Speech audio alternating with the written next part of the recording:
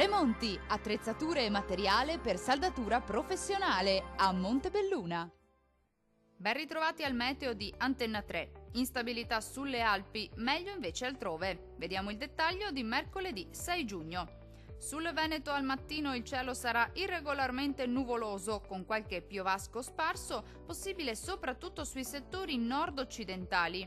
Asciutto e in genere soleggiato altrove. In serata piogge anche sul resto della regione. Temperature minime tra 16 e 21 gradi, valori massimi compresi invece tra 23 e 28 gradi circa. Situazione simile sul Friuli Venezia Giulia, temporali quasi ovunque al mattino, generalmente di debole intensità. Lieve miglioramento dal pomeriggio con fenomeni quasi esclusivamente sui settori alpini, ma peggiora ovunque nuovamente in serata.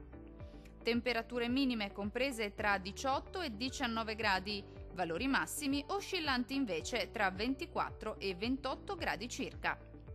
Non cambia di molto la previsione sul Trentino Alto Adige, dove sarà bel tempo ovunque al mattino con cielo sereno o al massimo poco nuvoloso. Dal pomeriggio deciso peggioramento un po' ovunque con temporali sparsi ma piuttosto frequenti. Temperature minime tra 13 e 15 gradi, valori massimi compresi invece tra 24 e 26 gradi.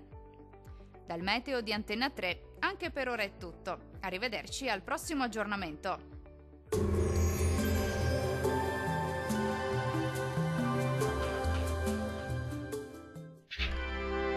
Tremonti, attrezzature e materiale per saldatura professionale a Montebelluna.